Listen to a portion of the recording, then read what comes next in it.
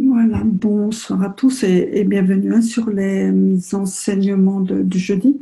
Donc, enseignement tenu par Monsieur Kesh depuis 5 ans maintenant. Voilà, donc aujourd'hui, nous allons faire la traduction, enfin, la lecture de la traduction du Knowledge Seekers 260. Dans un premier temps, je reviens comme toujours sur la nécessité des donations. Pour la Fondation a toujours besoin d'argent. Donc, donations qui peuvent se faire soit par virement directement sur la banque à Amsterdam, soit directement à partir de PayPal, sachant que c'est vite fait et on peut également faire un virement mensuel. Voilà. Donc aujourd'hui, j'ai 260e Knowledge Seekers Workshop, enseignement qui a eu lieu le 24 janvier. Donc c'est un enseignement qui est vraiment très dense, très dense, donc avec énormément de sujets traités, donc principalement sur l'univers holographique. Donc est-ce que ce que nous annoncent certains scientifiques est une vérité ou un mensonge ? Monsieur Kesh va revenir sur la compréhension des trous noirs, qu'est-ce que ça représente. Va revenir également sur une nouvelle façon de se nourrir par rapport à l'absorption d'énergie pour éviter d'abuser des choses vivantes autour de nous. L'œil, porte de l'âme, donc on en avait, enfin, ça avait déjà été évoqué lors d'un enseignement et lors d'un Plasma Times. Donc, M. Kesh va y revenir. Ensuite, la notion concernant, enfin, la nouvelle théorie des scientifiques concernant le refroidissement de l'univers. Donc, est-ce que c'est vrai ou est-ce que c'est faux? Un long développement sur la compréhension de la vie, la compréhension de l'univers et de la totalité. La main de l'âme, oui, lorsqu'on donne, est-ce qu'on donne avec notre main de l'âme? Est-ce que c'est au travers de notre physicalité? Voilà. Donc, une compréhension à ce niveau-là. Monsieur Kesh va revenir également sur la compréhension du portail. Qu'est-ce que cela représente? La dimension de l'âme de l'homme. Et ensuite, comment amener l'équilibre dans la structure de l'homme, suite à une question qu'a posée Carolina par rapport aux guerres, aux hommes qui ont cette envie toujours de se battre. Donc, comment faire pour essayer d'amener l'équilibre dans la structure de l'homme. Donc, la traduction, là, cette fois-ci, a été assurée en totalité par moi-même. Voilà. Donc, on va démarrer donc, avec les propos de M. Kesh. Donc, depuis près de 5 ans, nous avons partagé beaucoup de connaissances. Nous avons élevé beaucoup de gens pour leur permettre de commencer à penser différemment, d'une nouvelle manière. Dans le processus d'enseignement, nous avons beaucoup appris et de bien des façons, nous avons beaucoup partagé. Ce qui est important, c'est de voir où nous pouvons aller avec ces connaissances, comment nous pouvons y aller et jusqu'où pouvons-nous aller avec ces connaissances. Donc ensuite, Ella, qui fait partie de la Core Team, donc c'est vraiment l'équipe centrale de la Kesh Foundation, donc souhaite faire une annonce. Et en fait, Ella va parler du livre numéro 2, La structure de la lumière, qui vient d'être publié sur Amazon. Voilà, je vous rappelle que cet enseignement date du mois de janvier. Donc, Ella précise qu'au début du mois de janvier, nous avons fait paraître le livre numéro 1 et j'espère que d'ici la fin du mois, nous aurons aussi le livre numéro 3. Dès que vous achetez, c'est immédiatement disponible en téléchargement sur n'importe lequel de vos appareils.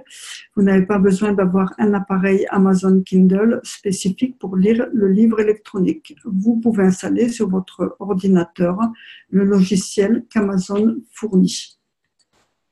Voilà, donc là, j'ai mis le lien donc, pour avoir ces livres, donc c'est en version bien sûr numérique. Chaque livre fait 19,99 €. Donc par contre, ce sont les versions en anglais, hein, les versions originales. Sachant qu'à notre niveau, le livre numéro 1 a été traduit et d'ici quelques temps, on fera un enseignement donc, mais privé pour discuter de ce livre numéro 1. Voilà, donc l'univers holographique, vérité ou mensonge? Donc, M. Kesh, dans le monde de la science, certains scientifiques, appelés scientifiques de premier plan, développent différents aspects de la technologie. Nous avons un scientifique qui prétendait que le trou noir est une machine à manger. Donc, il fait référence à Stephen Hawking. Bon, je pense que tout le monde le connaît, hein, qui était un physicien et un cosmologiste britannique qui est décédé il y a 1 an ou 2, je crois à peu près. Ce qui, nous l'avons prouvé et nous le savons, n'est pas le cas.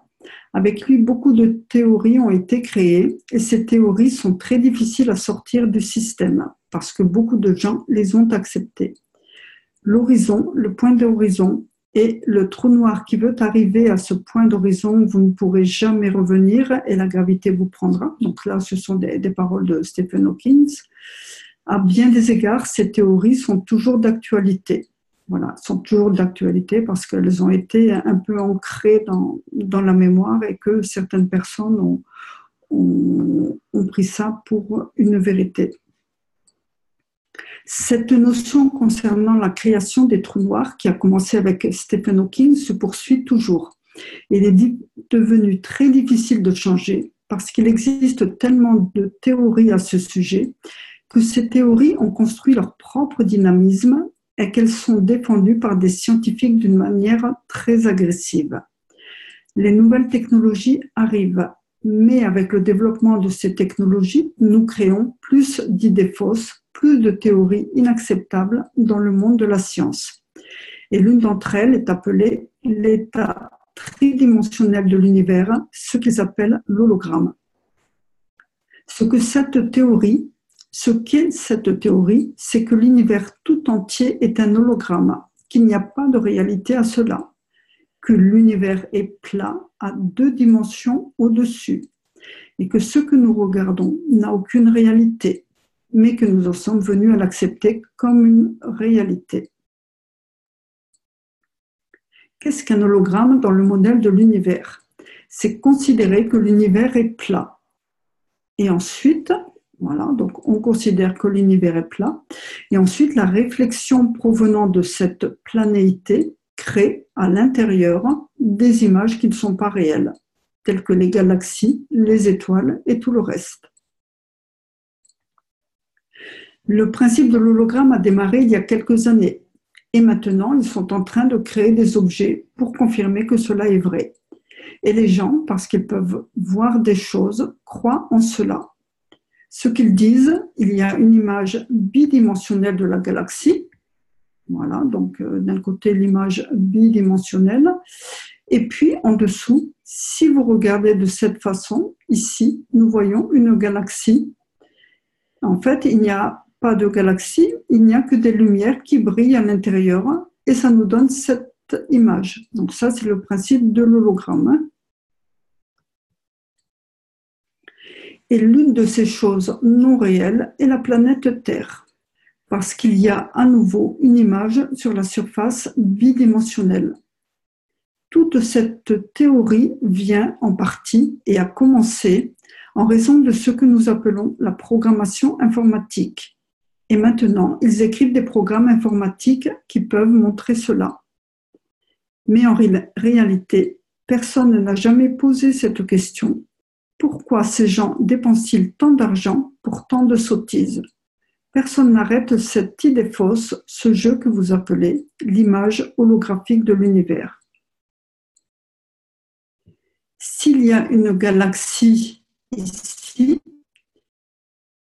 s'il y a une galaxie créée ici et un lien au travers pour qu'elle maintienne sa position, c'est un lien fictif, mais les champs magnétiques sont là. Vous voyez à la surface ce que vous appelez les 2 dimensions. Pour elle, c'est la réalité. Cela existe réellement. Et tout ce que vous voyez en dessous, c'est l'hologramme. Ainsi, la vie réelle est en 2 dimensions. Mais personne n'a dit à ces gens, si vous vous tenez quelque part sur la Terre et que vous regardez le Soleil est plat. Aucun d'entre vous ne voit le Soleil comme une sphère pleine. On est sur la Terre, on voit juste un cercle. Nous observons toujours le Soleil comme une entité plate, mais avec la forme d'un cercle. Nous savons donc que le Soleil est là, et quand nous regardons la Terre depuis la Lune, nous la voyons à nouveau plate. Donc, en réalité, la Terre est-elle plate? Mais nous y vivons et la Terre est ronde. Et parce que nous le savons, nous l'exploitons, nous la parcourons, nous voyageons partout autour d'elle. Et la nouvelle science de l'holographie, d'une certaine manière, essaie de vous convaincre que l'univers est plat. Oui, dans l'œil de l'homme, en tant qu'observateur, il est plat. Mais en réalité, ce n'est pas le cas, parce que l'homme sur la Lune voit la Terre comme un disque plat, l'homme sur Terre voit le Soleil comme un disque plat, et la Lune comme un disque plat. Et cette théorie de l'hologramme, l'holographie, ils lui ont donné une dimension. Elle a été créée pour dire que l'univers est une entité plate. Mais ce qui est intéressant, ce que ce sujet soulève, est que maintenant, ils ont réussi à créer des centaines de millions d'étoiles et ils disent que ce sont des hologrammes. Ils disent que cette surface est plate, qu'elle est bidimensionnelle, donc on en est toujours sur le même schéma, et que cet hologramme de l'univers est le reflet de cette surface plate. Mais cela change quelque chose de fondamental. Pour la première fois, l'humanité confirme que l'univers a un visage. Il y a une fin, il y a une surface, exactement comme la surface du Soleil, de la Terre ou de la Lune. Et à bien des égards, dans cette théorie qu'ils construisent, c'est qu'en fait, il est tout à fait possible que l'univers ait un visage. Et comme nous l'avons dit, l'univers est l'unikos. Donc l'unikos, en fait, c'est l'assemblage, c'est l'ensemble des univers, parce qu'il n'y a pas qu'un seul univers. Si vous vous positionnez dans une autre dimension, donc là on a toujours notre univers et donc sous forme d'hologramme tel que le précisent certains scientifiques. Donc si vous vous positionnez dans une autre dimension, vous voyez la face de cet univers. Et c'est dans le livre 3. Donc M. Kesh l'explique dans son livre numéro 3. Nous sommes part de l'unikos. Il existe beaucoup de ces surfaces plates en 2 dimensions. Parce qu'en réalité, la lumière à travers l'univers brille à sa surface, un peu comme le soleil pour la Terre, et il est tel un poisson dans l'océan. Le poisson dans l'océan est dans son univers, et il n'a pas forcément conscience qu'il y a autre chose au-dessus. Une question à poser au monde scientifique: quand vous êtes sur la mer, sur un bateau, et que vous êtes assis sur cette surface plate de l'univers, et que c'est tellement transparent, cette galaxie est-elle un poisson nageant dans l'univers? Cela signifie-t-il que notre univers a commencé à se dévoiler? Cela signifie que maintenant que l'homme commence à comprendre plus au travers de ses erreurs, cela confirme l'existence de l'unikos.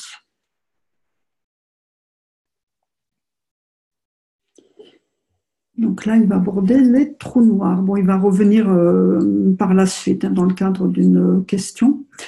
Donc, d'énormes sommes d'argent sont dépensées au Royaume-Uni et aux États-Unis pour cet hologramme. Les dernières stations étaient évaluées à 160 millions de dollars pour produire uniquement des images pour des programmes informatiques. À l'origine, il y a environ 10 ou 15 ans, cette théorie est arrivée parce que les gens ne pouvaient pas accepter la présence d'un trou noir perpétuel qui engloutit tout. Toujours par rapport à ce que disait Stephen Hawking. Beaucoup de scientifiques ont d'abord pensé: mais si tout aboutit au néant, que va-t-il nous arriver? Alors c'est un mensonge parce que nous sommes toujours là. Les physiciens nucléaires, les cosmologistes et tant d'astrophysiciens, tous ensemble se sont regroupés pour confirmer: il n'y a pas d'existence, il n'y a rien.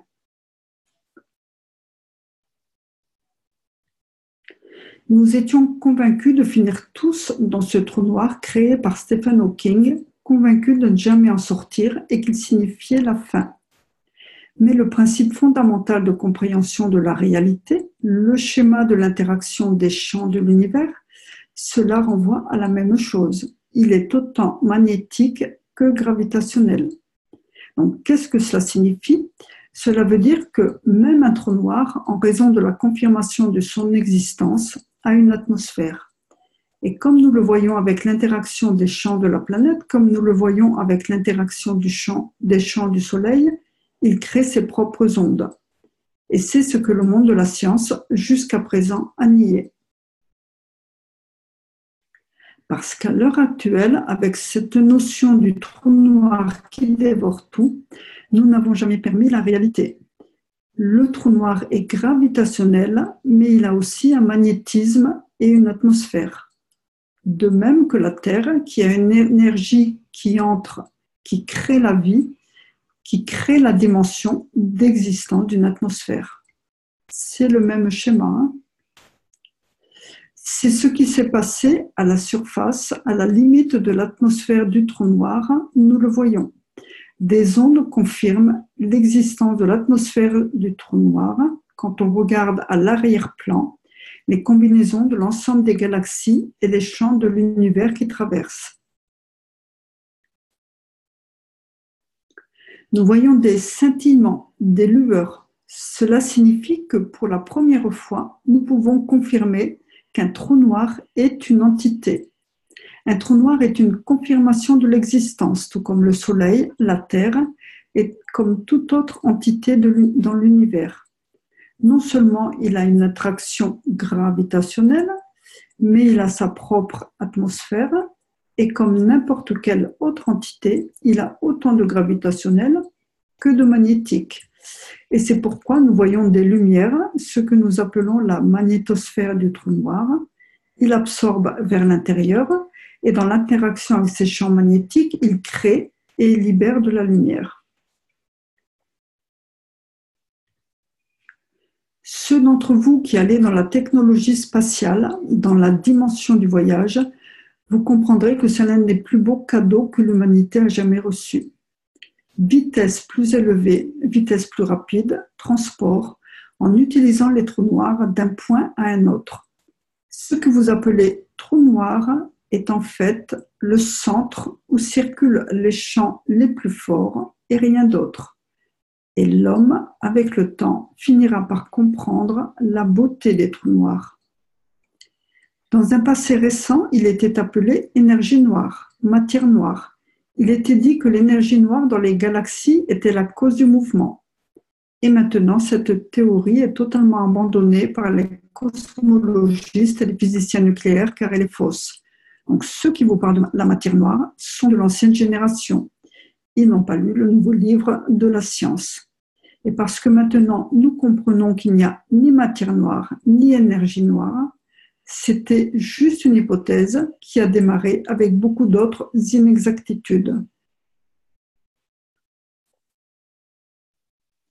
En étant part de la technologie spatiale de la Keshe Foundation, vous allez au-delà de la compréhension actuelle de la science. Vous devez aller au-delà de ce que vous pouvez comprendre. La vitesse de la lumière est la vitesse de la lumière et du temps dans l'espace dans lequel vous voyagez. Mais si vous créez un autre champ magnétique gravitationnel avec le même matériau, vous pourriez atteindre une autre vitesse qui est la vitesse ultime dans l'attraction du champ gravitationnel de la lumière dans cet état matière. Donc, ça pourrait être 2, 3 fois, 10 fois plus rapide que la vitesse de la lumière sur Terre. Et c'est la raison pour laquelle nous voyons les scintillements sur la magnétosphère des trous noirs.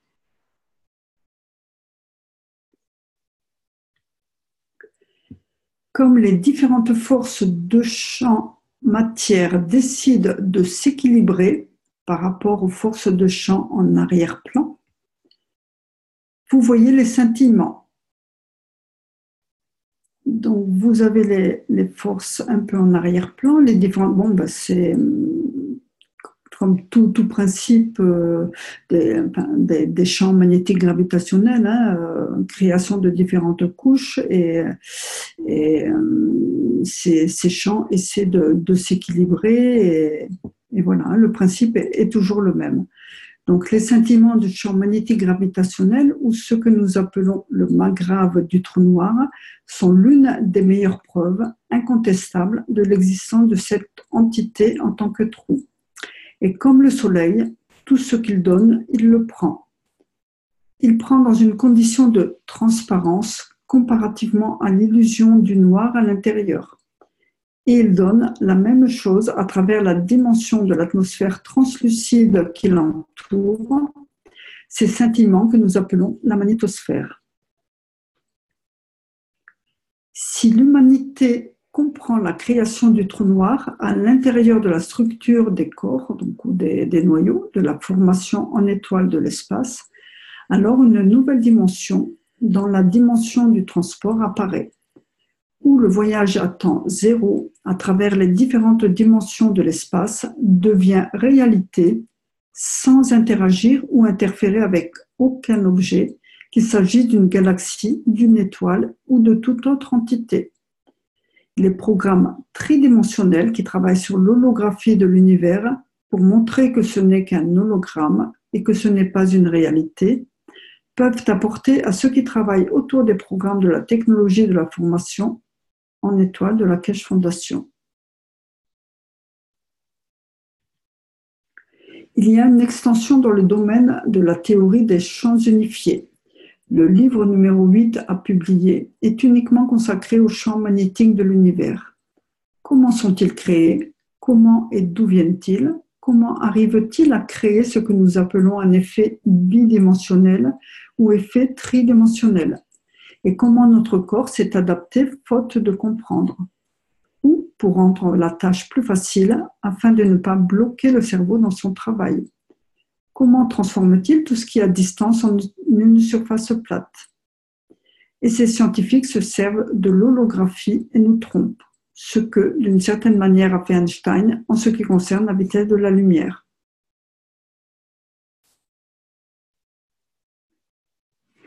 Et le souci, c'est que dans la mesure où certaines théories, certaines soi-disant vérités sont affirmées par des scientifiques qui ont capacité à faire entendre leur voix, après, il est très difficile d'enlever tout cela de la mémoire et de la compréhension de l'homme. La Terre est plate dans l'œil de l'homme sur la Lune. Pourtant, nous avons des créatures à l'intérieur, de l'eau à l'intérieur, et tout le tumulte d'une étoile ou d'une planète.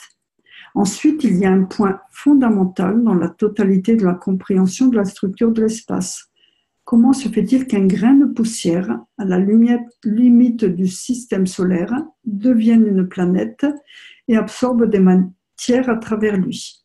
Est-ce une réalité qu'il existe un trou noir à l'intérieur de chaque planète?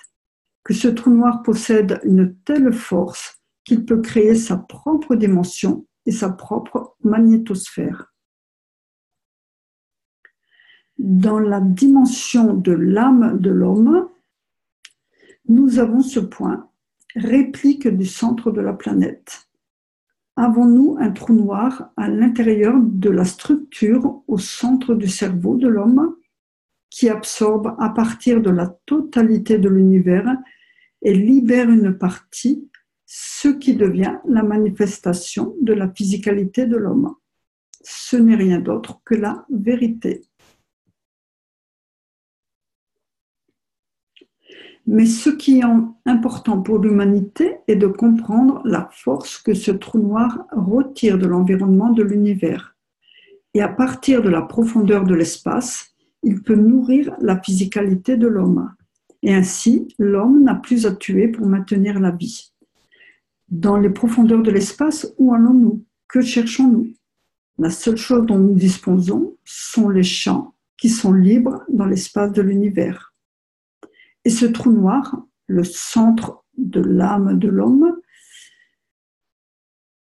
voilà, la seule chose dont nous disposons sont les champs qui sont libres dans l'espace de l'univers et ce trou noir, le centre de l'âme de l'homme. Et d'une certaine manière, la taille du cerveau de l'homme est la magnétosphère de ce trou noir. Ensuite, vous devez décider à travers l'émotion et d'une certaine manière en contrôlant.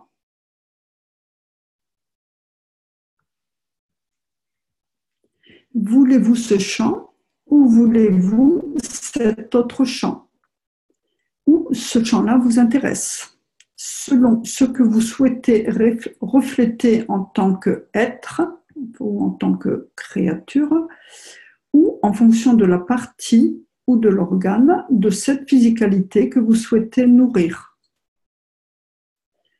La façon dont nous ouvrons les yeux et nous allons au supermarché, nous voyons la cuisse de poulet, la poitrine, le steak, la boîte de tomates, l'orange et la pomme. Mais pourquoi faisons-nous cela?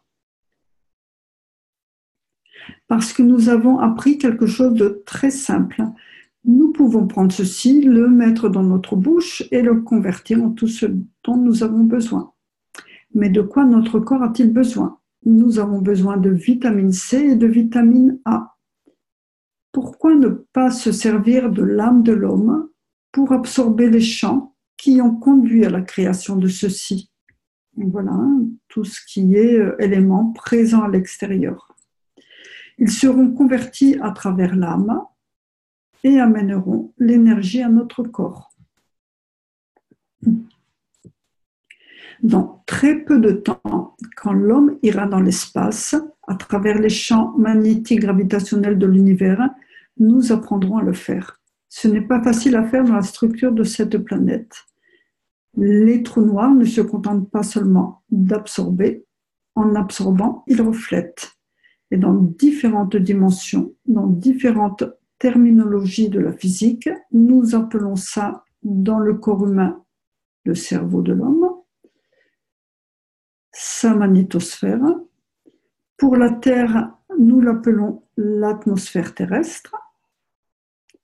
Pour les galaxies et les trous noirs, nous l'appelons rayonnement ou halo géant, selon la taille, la dimension de son existence. Et vous savez, le cerveau central de l'âme de l'homme. À travers la force de la structure du cerveau, l'homme peut voyager dans l'espace de l'univers en temps zéro, en utilisant la condition de la structure de sa propre existence, à travers le cerveau central appelé âme de l'homme. Nous avons l'âme de l'homme. Il est facile de voyager au travers de cette âme aux endroits que vous souhaitez. Faut-il accepter l'holographie et toute cette science qui nous détruit, simplement parce que, de loin, le corps d'un homme est plat également? Quand je vous regarde de loin, je vois un crayon, mais il y a un cœur, il y a un poumon, il y a un désir d'être. Jusqu'où l'homme ira-t-il à travers le point central ou l'âme de l'homme, ou ce que nous appelons le trou noir, pour voir l'existence de la vie de l'homme, là où se situe l'émotion?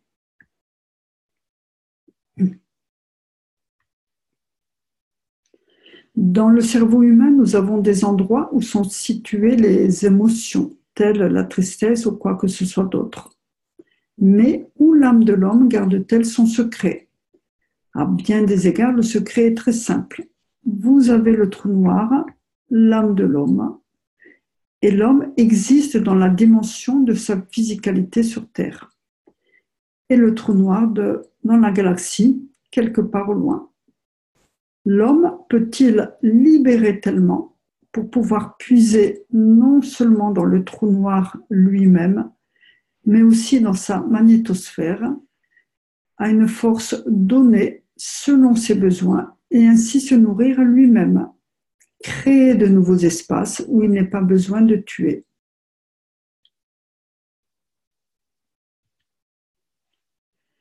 Nous cherchons toujours à absorber l'énergie de l'orange. Mais qu'en est-il de l'absorption de l'énergie des profondeurs de l'univers? Elle est gratuite et chaque cellule de l'homme en a besoin. La connaissance change, le jeu de la connaissance change. Pour comprendre la création des champs, la direction du mouvement et l'action en retour de celui-ci, pour qu'il devienne part de ce dont vous avez besoin, il faut encore plus de compréhension au sujet de la réalité des champs magnétiques.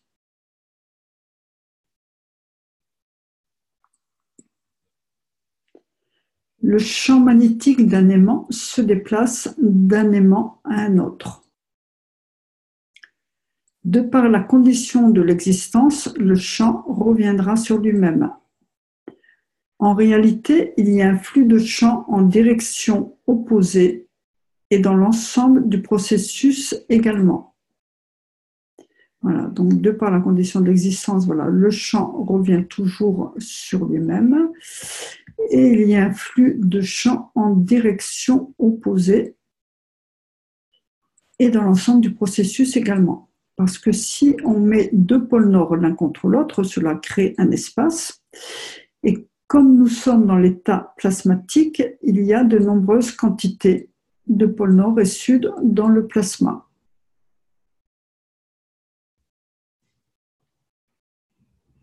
Si celui-ci a besoin de voyager de cette façon, donc à partir de ce point d'observation, donc voilà, celui-ci, donc on décide qu'il va voyager de cette façon. Voilà, c'est la flèche rouge qui est là.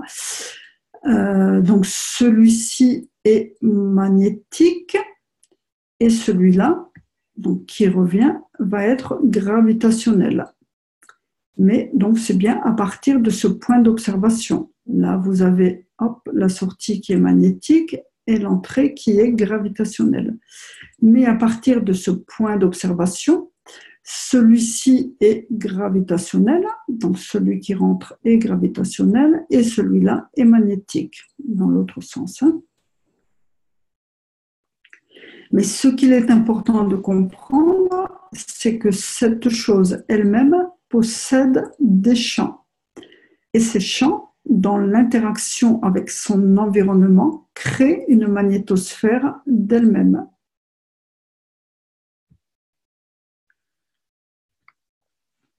Et dans le même temps, ceux-ci, donc ceux qui étaient là en marron, créent leur propre magnétosphère.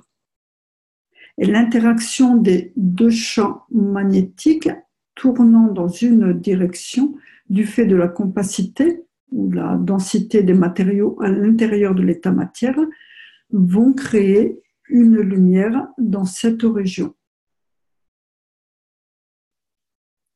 Cela crée une réelle ligne d'interaction du fait de la vitesse. Et cela devient une trajectoire pour voyager à la vitesse de la lumière selon la force de lumière choisie pour le voyage.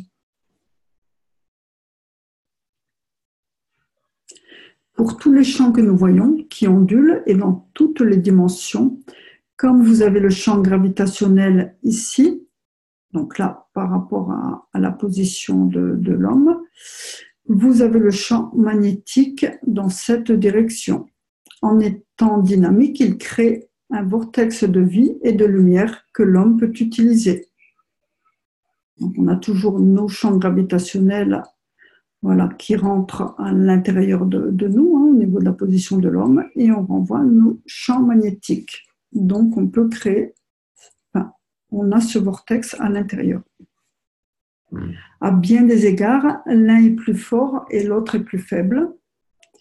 Donc, toujours par rapport à la position de l'homme sur Terre, on considère que le champ gravitationnel donc, va être plus fort, le champ magnétique va être plus faible.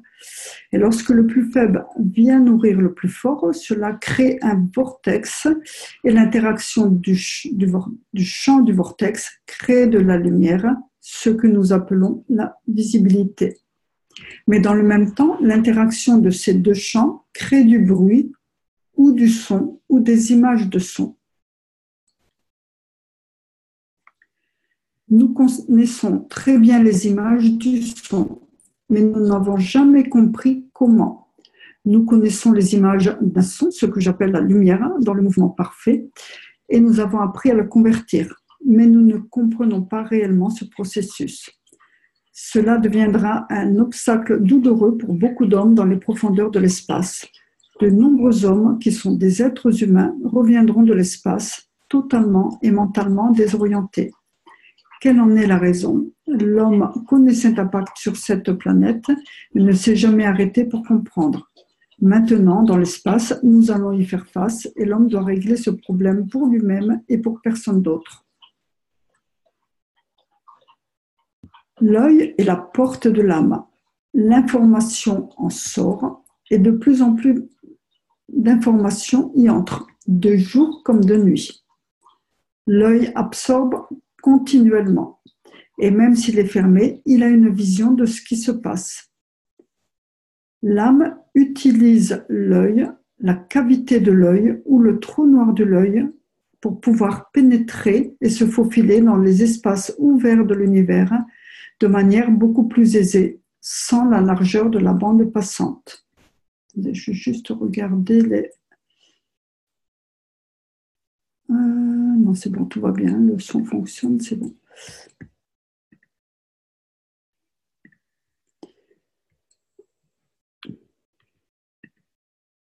Nous allons dormir et la vision de l'âme de l'homme Peu importe si la physicalité de l'œil de l'homme est fermée, vient à la rencontre de la mer. Bon, c'est la mer, ça peut être une autre entité.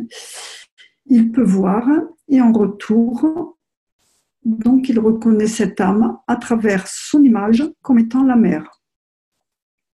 Mais depuis quand écoutons-nous à travers nos yeux? Quand vous rêvez, la voix de la mer passe-t-elle au travers du trou de votre oreille, de sorte que vous entendez la conversation? Ou, en retour, l'image se convertit-elle au bruit de la mer, à la voix de la mer, comme appartenant à elle-même?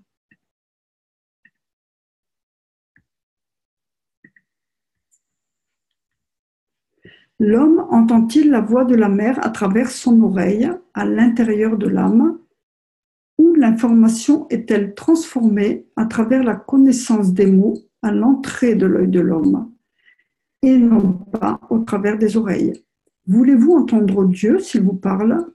Ou si vous mettez vos doigts sur les oreilles, vous ne l'entendrez pas parce que vous avez bloqué l'ouïe par de la physicalité de l'homme. L'âme de l'homme, au travers de sa propre dimension, non seulement voit, mais entend à travers elle-même, ressent et partage à travers elle-même. Et curieusement, dans la profondeur de l'espace, vous voyez l'âme du Créateur ou l'âme de la création. Et c'est à vous de comprendre ce qu'il dit à travers la lumière de l'œil de l'homme. Comme le Créateur ne fait pas de bruit, il ne peut pas venir à travers l'oreille de l'homme. Donc, lorsque nous rêvons de notre mère et qu'elle parle, entendons-nous le son à travers notre oreille ou bien convertissons-nous la voix à travers l'œil de l'homme dans la direction de l'âme de l'homme? Donc, si vous êtes sourd, vous ne devriez pas être en mesure d'entendre votre mère. Et si vous êtes aveugle, vous ne devriez pas pouvoir rêver de la mère et voir à quoi elle ressemble. Ou alors, quand vous dormez et fermez les yeux, vous ne pouvez peut-être pas entendre ou voir votre mère, mais vous vous souvenez de tout ce qu'elle vous a dit, de quoi elle avait l'air, de ce qu'elle portait. Maintenant, vous comprenez à quel point la vérité sur la création de la vie est simple et combien nous nous sommes mal informés. Et maintenant, nous créons de nouvelles dimensions pour nous tromper et convaincre les autres que ce que nous disons est une nouvelle science.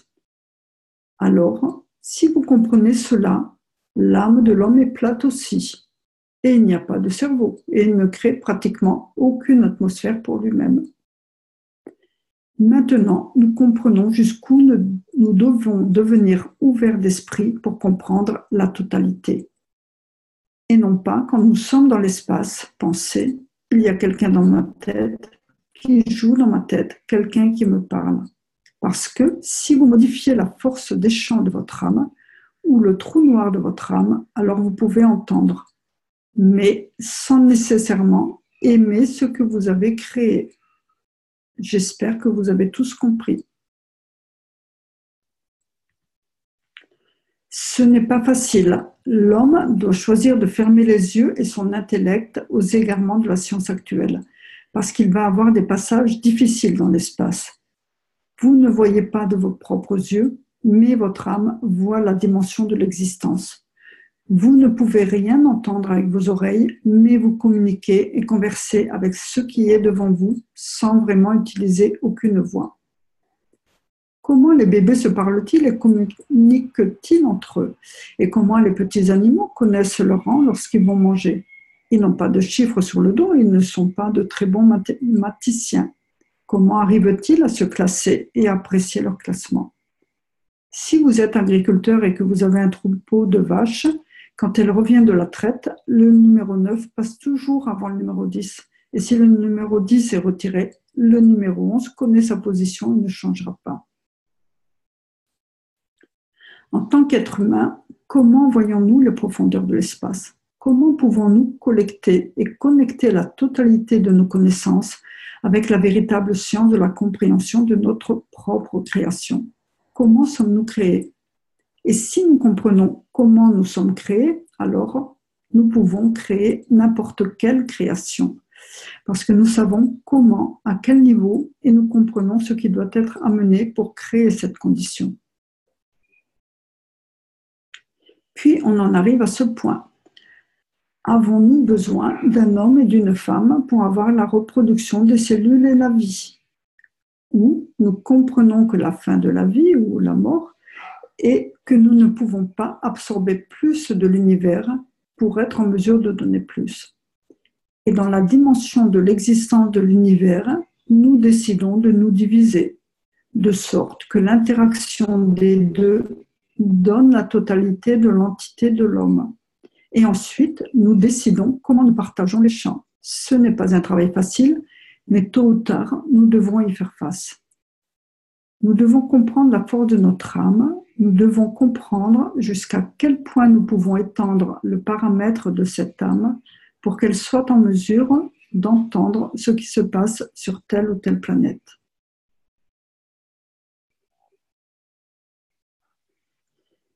Donc là, on en vient aux questions-réponses. Donc une question par rapport aux hologrammes. Les hologrammes imprimés peuvent être découpés et avoir l'image complète à l'intérieur. Est-ce une meilleure compréhension de l'holographie comme étant dans les parties qui composent l'ensemble? Donc Monsieur Kesh, tout ce qui est dans le macro est dans le micro, mais le champ plasma a un spectre complet. Ce n'est pas comme un téléphone. En fait, c'est une poussière, plus petite encore que la poussière, et nous devons nous pencher sur la réalité du temps et de l'espace. Nous devons regarder dans les dimensions du voyage de l'entité vers nous. Alors là, par contre, il a parlé des 246, et puis nous devons considérer que nous sommes l'un des 246. Alors là, grosse interrogation à mon niveau, donc je ne sais pas si quelqu'un pourra y répondre. Tout ce que j'ai trouvé par rapport à ça, c'est NGC 246, donc, mais c'est vraiment sous réserve, qui est la nébuleuse du crâne, et Caldwell 56, en fait, qui est une nébuleuse planétaire qui est située à environ 1600 années-lumière de la Terre, dans la constellation de la baleine. Alors, je ne sais pas si ça représente ça. Donc, il a parlé de l'un des 246, mais en 3 dimensions. Alors, donc, pour lui, c'est très simple et extrêmement simple.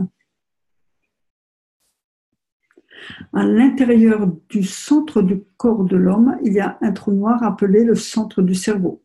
On ne peut pas parler de ces choses et ensuite passer rapidement à un autre sujet. Il faut en parler. Cela nécessite une totale compréhension de la totalité. Quand nous regardons dans les profondeurs de l'univers au-delà, tout est noir. Sommes-nous nous-mêmes piégés dans un trou noir?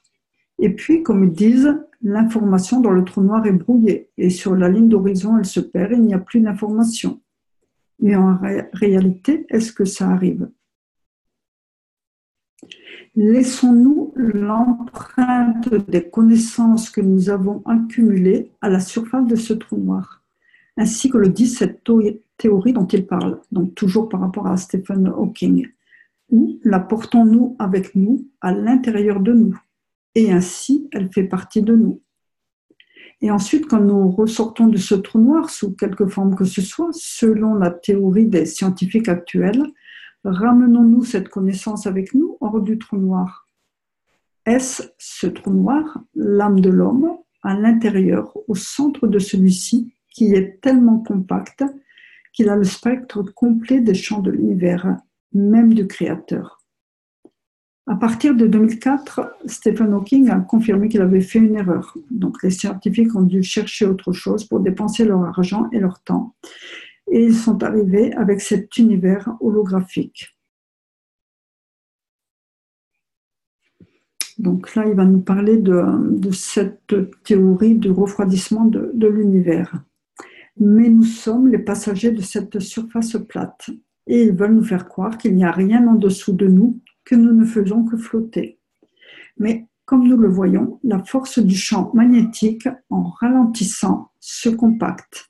Une des plus grandes erreurs dans le monde de la cosmologie et qui crée les problèmes dans la physique et l'astrophysique, et même Einstein le souligne, est le fait qu'ils utilisent la terminologie du refroidissement de l'univers. Pas la réduction dans l'intensité du champ magnétique des champs de l'univers. L'univers ne se refroidit jamais, mais l'interaction des champs conduit à une diminution de la force. C'est une réduction de la force du champ qui amène à la création de nouvelles matières dans une nouvelle dimension et force. En tant que physicien nucléaire, en tant que spécialiste de la physique nucléaire, dans la compréhension de la structure totale de la cosmologie, je ne peux pas laisser dire cela. Il n'y a jamais eu de chaleur dans la création de l'univers. C'est une réduction progressive de la force du champ magnétique qui conduit à la création de nouvelles matières, selon la force et la position. Pas dans sa totalité, sinon il n'y aurait eu qu'un seul bloc solide de l'univers. Nous voyons la matière dans des forces différentes dans notre ligne de vision et dans la confirmation de l'existence, et non pas dans le refroidissement des champs. Ce n'est pas une marmite, c'est l'interaction des champs, et avec la réduction, nous voyons la création. Quand vous parlez de la vérité des champs de l'univers et que quelqu'un vous dit « il se refroidit et la vie a été créée », je ne vois aucun refroidissement. Quand un neutron se divise en un électron et un proton, je vois la réduction des champs. Et selon la composition, la taille des champs et la force de ceux-ci, il crée une nouvelle dimension que nous appelons électrons et protons. Nous avons de la chaleur dans ce que nous appelons les réacteurs nucléaires, parce que les champs interagissent avec l'état matière du liquide et qu'ils y perdent de la chaleur. Mais à l'intérieur du plasma du neutron, il n'y a pas de chaleur. C'est la réduction de la force du champ. Et c'est ce qui arrive à la surface du Soleil, c'est ce qui se passe à la surface de la Terre, en raison de l'interaction des champs de l'univers avec l'état d'inertie de la matière de la planète, nous créons de la chaleur. Pas à cause de l'interaction du champ magnétique gravitationnel du centre de la planète. Le monde de la physique est à l'envers, tellement de non-sens. Et quand vous lisez le document sur la théorie des champs unifiés, vous comprenez où vous vous situez par rapport à vous-même. Et ensuite, vous n'allez plus vers tous ces non-sens concernant l'extension, l'effondrement de l'univers, la gravité différente du magnétique, et le magnétique totalement autre chose par rapport à la gravité. Et le champ, pour se déplacer vers vous, réduit sa force, et il crée plus près de vous. Il doit interagir avec beaucoup d'autres champs. Et dans ce processus, il s'échauffe, parce qu'il perd une grande partie de son énergie. Cette notion de refroidissement de l'univers qui a conduit à la création des étoiles, c'est un peu comme le trou noir de Stephen Hawking ou la vitesse de la lumière de Einstein, fabriqués par des gens qui n'ont jamais compris la science de la création.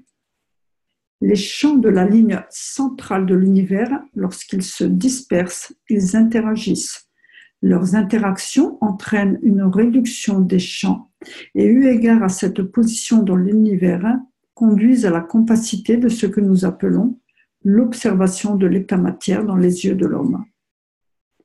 Et dans cette position, nous l'appelons une galaxie ou une étoile. Mais si vous êtes sur une autre dimension, vous ne voyez rien, c'est inexistant. Pour nous, les galaxies existent en fonction de notre position et selon notre point d'observation à nous. Si vous appartenez à notre univers, si vous êtes à un niveau de force bien plus élevé, dans la force de création de la structure de votre âme, les galaxies sont simplement comme marcher au travers des nuages. Cela n'existe pas. Parce que cela ne se situe pas au niveau de force de ma propre force, c'est en dessous. Pour moi, l'état matière n'existe pas. Mais je vois d'autres galaxies dans une position, une dimension et une notion de temps différente, conformément à mon propre point d'observation. Nous voyons beaucoup de vide entre les galaxies, nous voyons beaucoup de vide entre les étoiles, mais il n'y a jamais de vide, parce que notre vision, notre champ de vision, la force du champ magnétique au niveau des protéines de l'homme ne voit pas les entités qui sont assises dans ces zones. Nous sommes des galaxies à l'intérieur de galaxies, mais nous ne voyons pas les couches externes. Et en réalité, il y a plus de structures à l'intérieur des galaxies qui ne sont pas visibles par nous parce que notre acide aminé, donc CHON, carbone, hydrogène, oxygène, azote, avec 43 protons ou électrons, quel que soit le nom que vous leur donnez, ne peut créer des champs qu'à une force donnée et pas au-delà. Et ensuite, nous disons que rien n'existe parce qu'on ne le voit pas. Un aveugle peut-il dire que le soleil n'existe pas parce qu'il n'a pas les yeux pour voir la luminosité du jour? L'homme est-il devenu aussi stupide? En devenant homme de l'espace, vous devez ouvrir votre esprit, vous devez comprendre la totalité. Parce que si quelque part vous faites une erreur, vous terminez votre course au centre d'une pierre. Pas nécessairement une pierre dans la force du champ de l'homme, mais une pierre dans la force du champ d'une autre dimension de l'univers.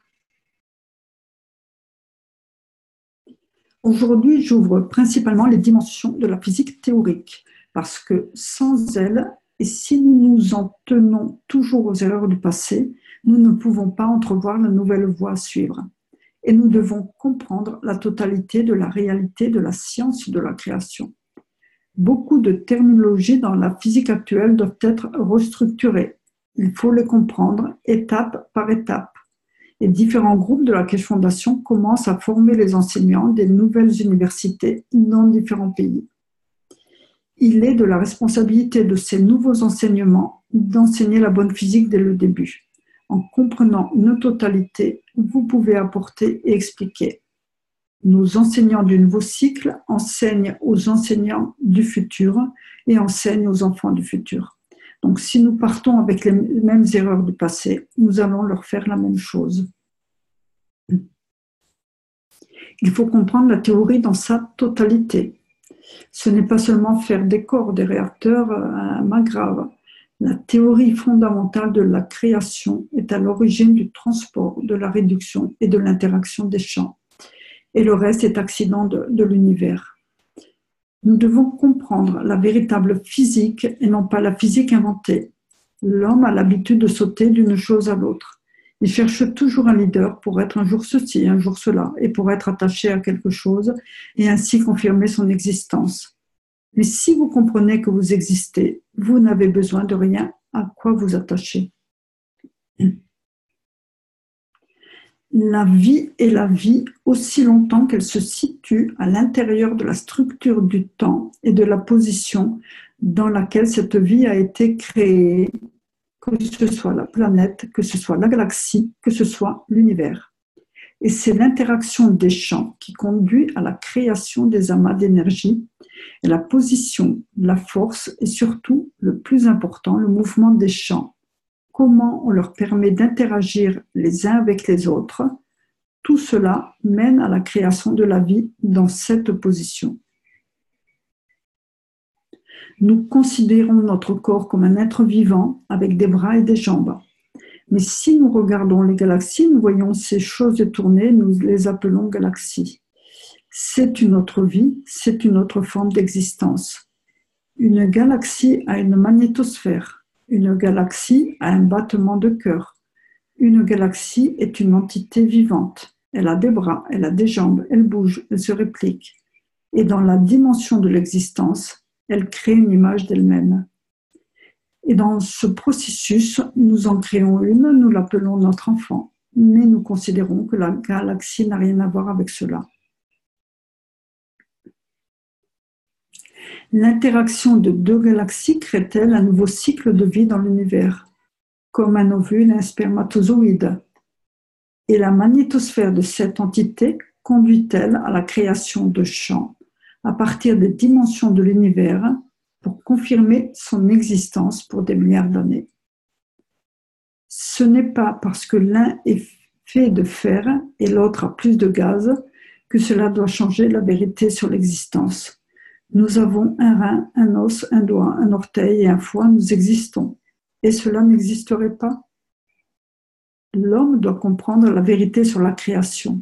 Et ne soyez pas limité par votre propre ego, celui d'être simplement un homme et le roi de la création.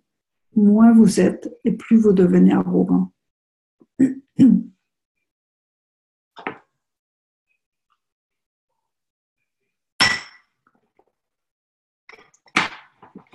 Tout le monde de la physique théorique doit être compris et réécrit jusqu'au point de départ de la manifestation. La position de l'interaction de ce que nous appelons l'état-matière n'a aucune similitude avec la position de la force du champ magnétique. La loi de Newton ne s'applique pas dans la dimension de la physique du plasma. Ce n'est pas possible. Les lois de la thermodynamique ne peuvent pas s'adapter à la position et à la compréhension du travail du plasma, ainsi qu'à l'interaction des champs du plasma. Les équations de la relativité n'ont absolument aucun sens dans la dimension des champs. Donc l'homme a besoin de créer une nouvelle dimension, un nouveau livre de compréhension de la création dans sa véritable essence, et non pas dans l'erreur et l'imagination de beaucoup. Quand vous êtes dans l'espace, vous vous trouvez face à quelque chose de nouveau devant vous. Est-ce un hologramme ou est-ce réel? Si je le frappais, est-ce qu'il me frapperait en retour? Probablement que oui. Donc ce n'est plus un hologramme, n'est-ce pas? Et si je pousse le champ d'un côté, je suis poussé de l'autre côté par le champ. L'homme cherche un prophète, l'homme cherche de nouveaux gourous. Et c'est ce que j'ai stoppé dans la structure de la Keshe Fondation. Nous avons tous notre mot à dire. Nous partageons tous nos connaissances. Nous sommes tous des chercheurs de connaissances. Parce que dans l'univers, nous devons être capables, quand nous rencontrons quelque chose, de l'expliquer, de pouvoir vivre avec lui, en lui, et de survivre pour pouvoir continuer jusqu'à la prochaine fois.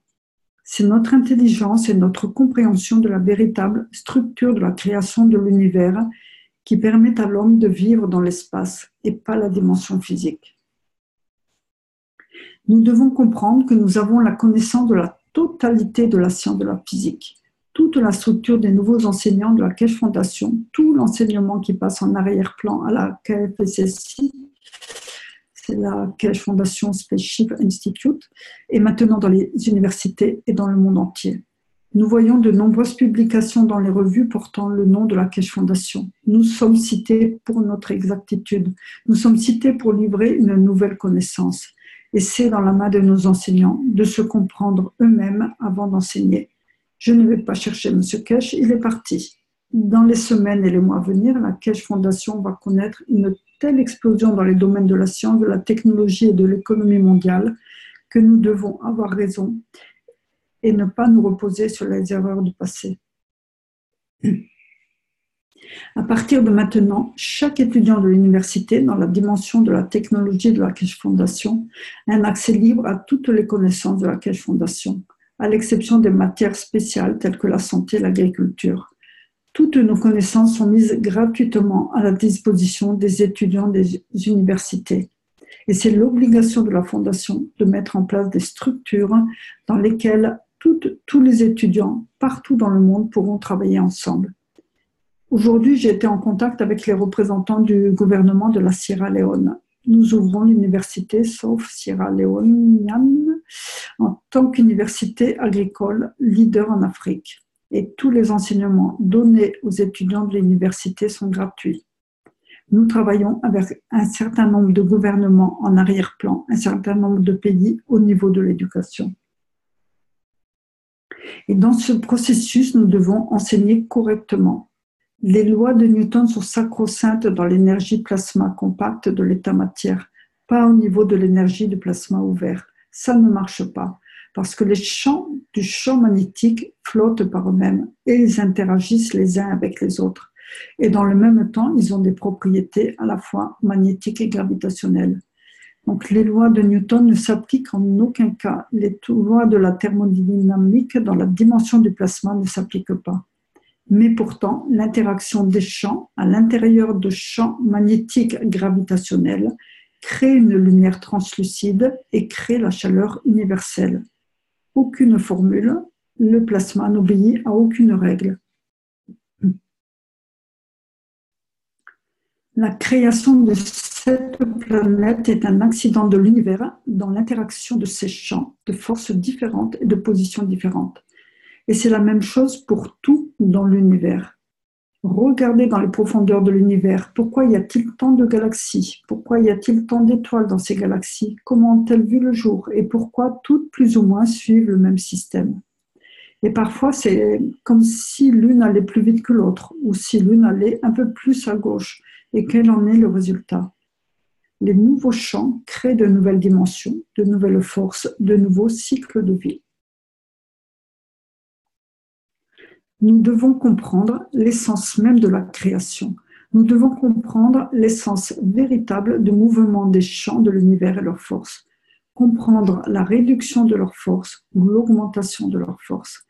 Et ce n'est pas toujours une réduction, c'est aussi obtenir, c'est ajouter à elle-même. Ajouter à elle-même. La seule chose est vraie, une seule chose est vraie, la conservation de l'énergie. C'est la même chose dans les champs de l'univers. Mais la conservation appartient à l'unicos et non pas à l'univers. De même que le soleil perd tellement d'énergie à un point donné, nous ne pouvons pas nous accrocher à cette dimension. La même chose se produit avec les galaxies et la même chose se produit avec les univers. Ils donnent autant d'énergie en dehors qu'ils en absorbent de l'unicos. Dans un temps futur, quand l'homme viendra à comprendre la totalité, il comprendra que l'âme du Créateur affecte l'étendue de la dimension de l'âme de l'homme. Parce que quelque part sur la ligne, elles ont une force commune, un dénominateur commun, parce que l'âme de l'homme a été créée à partir de l'âme du Créateur. Et l'âme de l'homme peut se manifester à l'âme du Créateur. Nous pouvons expliquer beaucoup de choses, mais dans le monde de la physique, dans le monde de la compréhension de la véritable physique, beaucoup de choses doivent être redéfinies. Donc là, une question. Dans un enseignement, vous nous avez demandé de comprendre la façon dont notre âme fonctionne. Quand je crée un vœu, je peux sentir maintenant ce qui se passe grâce à vous. Mais je ne comprends pas vraiment ce qui se passe dans mon âme. L'envoie-t-elle sous forme de champ, un champ gravitationnel ou quelque chose comme ça? Monsieur Kesh, c'est très simple. Comment faites-vous pour prendre une tasse de thé ou un verre d'eau? Vous allez physiquement le chercher et vous étanchez la soif. L'âme a la même fonction. Elle va et crée des champs pour atteindre l'objet du souhait ou pour donner ce qui était désiré. Combien de fois êtes-vous passé dans la rue et avez-vous souhaité aider quelqu'un? J'aimerais pouvoir faire quelque chose, j'aimerais pouvoir aider. En donnant de votre âme, vous vous êtes déjà attaché rien qu'en donnant avec la main de votre âme à l'autre âme. Mais cette âme est-elle heureuse de recevoir ce que vous donnez ou est-elle satisfaite de ce qu'elle a? Elle n'est peut-être pas satisfaite, mais parce qu'elle connaît ses limites, elle accepte de prendre ce qui est là, avec cette limite, à l'intérieur de cette limite, et elle s'en réjouit et en tire profit. Vous donnez, vous mettez de l'argent dans la poche, dans le godet ou dans le chapeau de quelqu'un, mais cette personne a-t-elle besoin de le recevoir ou est-ce l'illusion que vous en avez? Ainsi, vous vous êtes habitué à la physicalité, à la main qui donne, mais vous n'avez pas confiance à la main de votre âme. J'ai fait l'homme à mon image. Donc, si le corps de l'homme a une main, il en est de même pour son âme. Et ensuite, vous dites, j'ai fait un vœu et ça arrive. Parce que maintenant, vous comprenez, il y a beaucoup plus dans la vie au-delà de l'aspect physique. Mon âme a aussi une main. Et tout récemment, car cela fait partie de ce dans quoi nous nous sommes engagés, nous avons essayé d'aider, nous avons vu mourir de nombreux animaux. Nous étions là pour aider, nous étions là pour sauver, nous étions là pour trouver une solution. Mais je les regardais, certains morts, d'autres mourants, certains dans le processus de séparation de l'âme hors de la physicalité. Je leur ai donné de mon âme, mais ai-je élevé leur âme pour l'élever au niveau de l'âme de l'homme ou les ai-je libérés de la dimension physique pour éviter à l'âme d'être confinée dans sa position et sa dimension? Alors vous comprenez à quel point la vie physique ne compte pas. Certains événements dans la vie d'un homme lui ouvrent les yeux sur beaucoup de choses.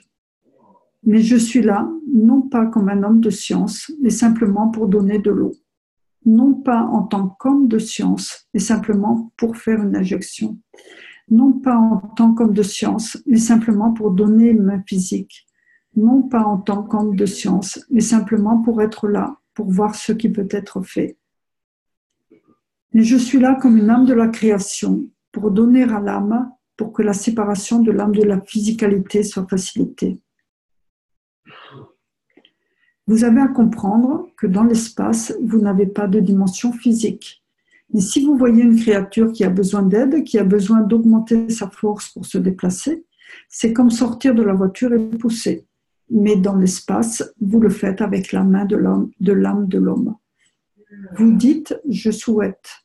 Cela veut dire que vous apprenez à utiliser l'âme. Mais si vous voulez aider quelqu'un et que votre demande ne se concrétise pas, c'est que vous n'êtes pas suffisamment conscient, que vous n'êtes pas devenu assez sage. Il garde ses distances au travers des champs de son âme, il augmente leur force parce qu'il n'en a pas besoin.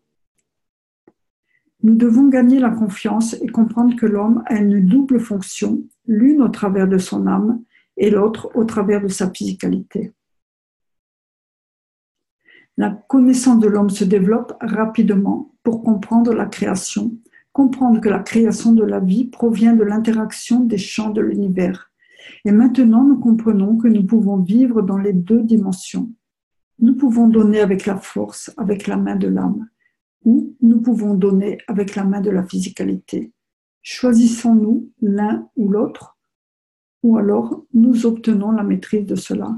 Et comme une voiture hybride, parfois nous fonctionnons au diesel et parfois nous fonctionnons à l'électricité. Le diesel a besoin d'un carburant physique, l'électrique est un passage des champs magnétiques. Nous ne sommes pas différents d'une voiture hybride.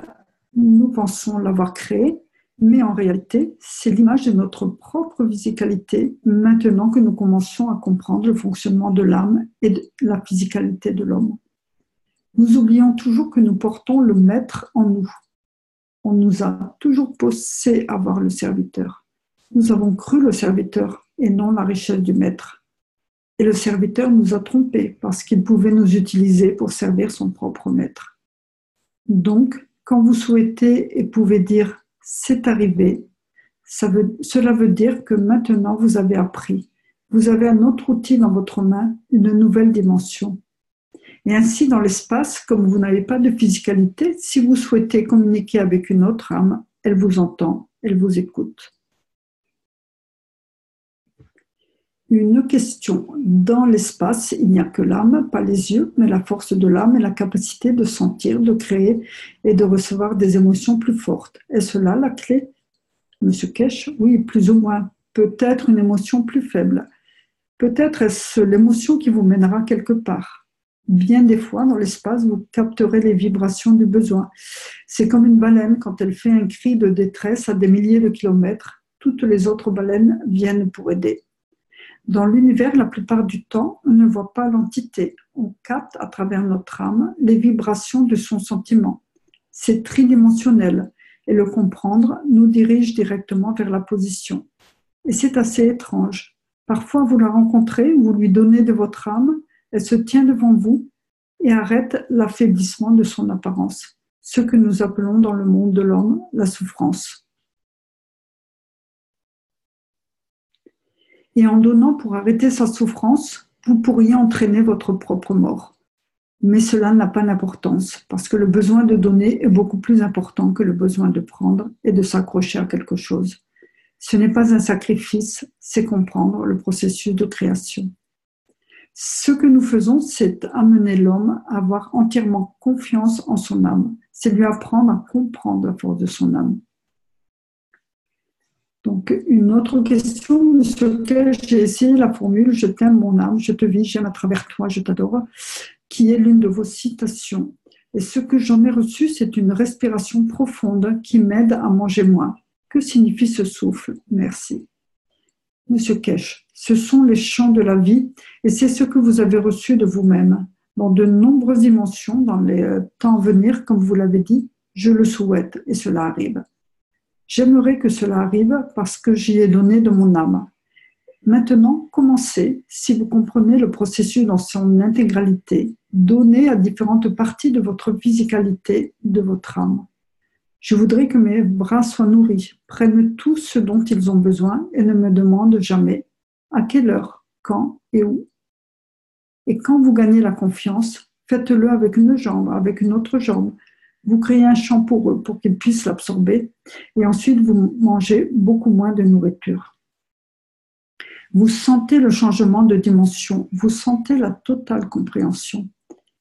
En réalité, vous vous nourrissez des champs de votre propre âme qu'elle prend à l'univers. Et cela s'accumule. Vous ne pouvez pas dire « je ne mange plus à partir de demain, je jeûne ». Mais vous pouvez commencer la formation étape par étape pour être en mesure de soutenir votre existence à travers la dimension de l'âme. C'est très facile. Vous créez un champ magnétique gravitationnel à travers votre âme, à l'intérieur de l'atmosphère de votre corps, et vous le nourrissez. Lors d'une expérience récente, en septembre dernier, nous avons reçu une plainte de la part des agriculteurs. Et cette plainte s'est répétée de sorte qu'elle ne pouvait être une coïncidence. Que s'est-il passé? Dans la partie où se trouvait la ferme, où on a utilisé le gans, des oiseaux ont surgi et ont mangé une partie de la récolte. Et les agriculteurs se sont plaints. Et je me suis dit, mon Dieu, ces types ne comprennent pas. Et je dis aux chercheurs de connaissances que les oiseaux sont venus pour prendre leur part, parce que les plantes étaient heureuses, elles ont tellement produit, elles voulaient partager. Mais les fermiers n'étaient pas contents, ils se sont plaints.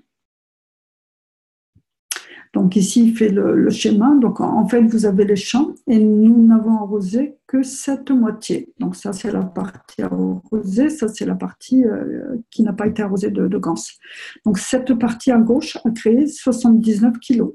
Cette partie à droite a créé 249,5 kg. La même graine, c'est simplement l'ajout de matériel choisi pour nourrir afin d'amener cette condition. Mais ce qui est étrange, c'est que les agriculteurs se sont plaints alors que nous avions produit 500 kilos ici. Voilà, donc il y avait eu 500 kilos de produits et en fait les oiseaux en ont mangé la moitié. Mais bon, il y a une récolte quand même presque, 3 fois plus importante et les agriculteurs se sont plaints. Les champs ont-ils créé de l'émotion? Les plantes sont heureuses, les animaux sont heureux. Mais le fermier n'était pas content et pourtant il triplait sa récolte. Quelle partie ne comprend-on pas? Ou maintenant que le chemin est tracé, on comprend la totalité. Nous n'avons jamais considéré que la plante était comme un homme. Elle est généreuse, elle a beaucoup. Elle dit « Viens, j'en ai trop » et les oiseaux le sentent. J'ai vu mourir un grand nombre d'animaux suite à une épidémie. On ne pouvait rien faire. Et quand l'animal était à terre et qu'il rendait son dernier souffle, les autres venaient le pousser. Quand l'âme s'en va, ils crient et pleurent. Ils entendent le départ de l'âme de l'un d'entre eux. La douleur de la perte physique, la façon dont les animaux la vivaient, était au-delà de la force humaine. Dans la dimension de la physicalité, nous bloquons beaucoup la vérité, la réalité, parce que c'est la seule façon de la gérer. Mais pouvons-nous sentir l'âme d'un animal quand il meurt? Ou pouvons-nous l'élever pour que la mort devienne pour lui un bienfait plutôt qu'une douleur? Je ne peux rester un observateur, peu importe comment j'essaie, mais je le fais, parce que je connais la vérité, je sais ce que signifie exister. Et ce que cela signifie à travers la dimension de l'âme, c'est la compréhension qui rend les choses plus faciles. Donc une question par rapport à l'univers holographique et au portail, pour avoir un peu plus de compréhension. Donc Monsieur Kesh, nous créons cette dimension, la 3D ou tridimensionnelle de la manifestation, à travers les interactions de champs, ce que nous appelons les portails. Les portails ne sont rien d'autre que ce que vous appelez holographie, mais dans la dimension du plasma et non pas dans une dimension matière. Dans une dimension où l'entité a le contrôle de son existence. Ce n'est pas faire une image, c'est permettre à l'âme de se manifester par elle-même au travers de l'image qu'elle souhaite montrer, et non pas à nous de forcer la condition de sa manifestation. C'est une grande différence. Ce n'est pas qu'on mette des champs plus un autre champ dans le but de créer une troisième dimension et lui donner un mouvement. comme nous le voyons dans certains meetings pour les présidentielles maintenant, où ils se créent une image qu'ils peuvent transférer. Il y a une grande différence entre cela et ce que nous appelons les portails. Si vous prenez l'homme ou l'énergie provenant de la caméra qui crée cet hologramme, il n'a pas d'âme. Et l'image d'elle-même ne ressent rien si vous la touchez. À l'intérieur d'un portail, la manière dont vous créez une condition permet à l'âme de se manifester par elle-même et non pas l'état matière. Il y a beaucoup de créations en mouvement faites au travers de l'holographie, mais dans une condition d'état matière, de sorte que vous pouvez toucher l'image. Mais pouvez-vous créer l'âme de l'image? L'âme de l'homme que vous touchez au travers de l'image, est-ce qu'elle décide? Ce sont vos champs d'énergie qui décident de ce que sera l'hologramme.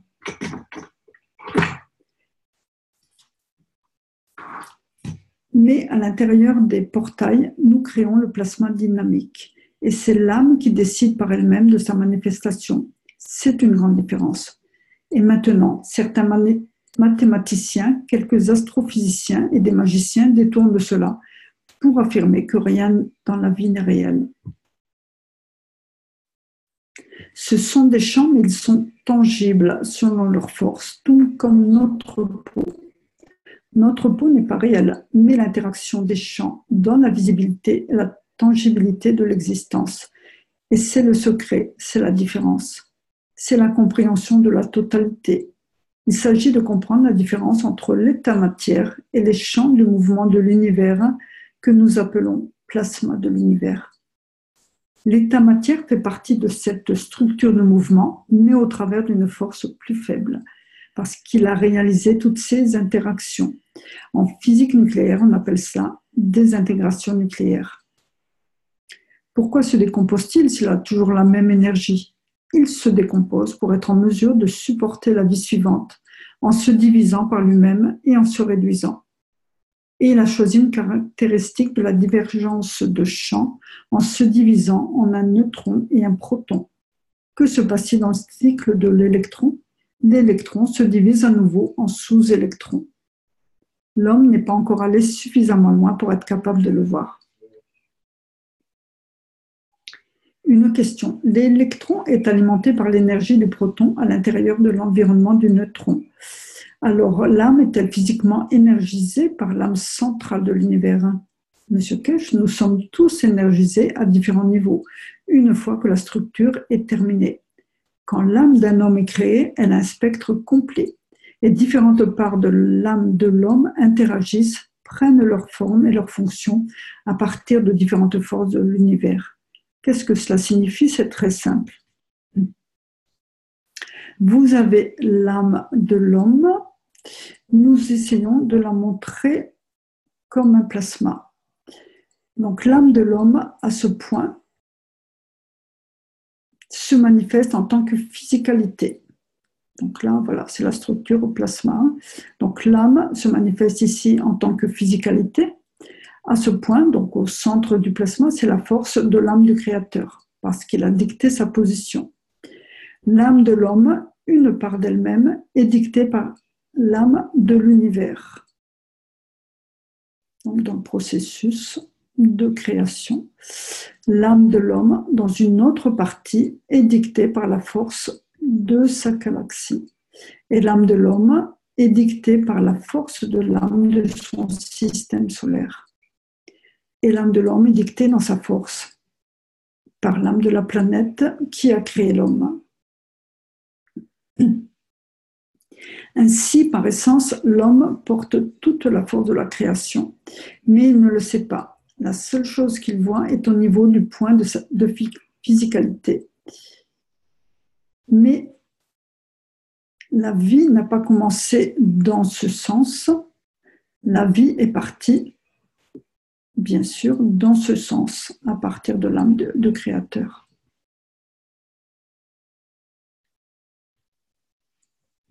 Ainsi, la taille d'un atome sur cette galaxie, sur cet univers, est dictée par la ligne centrale de votre galaxie et de l'univers.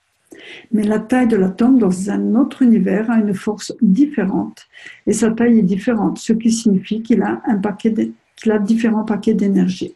C'est comme un autre virus.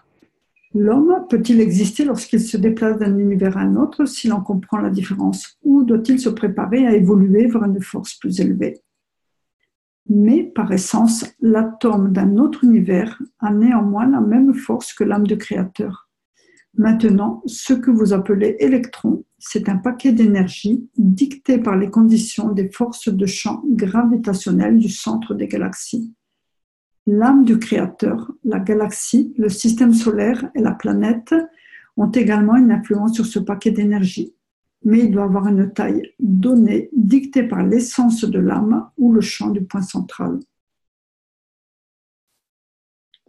Ceci est l'âme de l'homme, ou nous pouvons l'appeler l'âme du Créateur.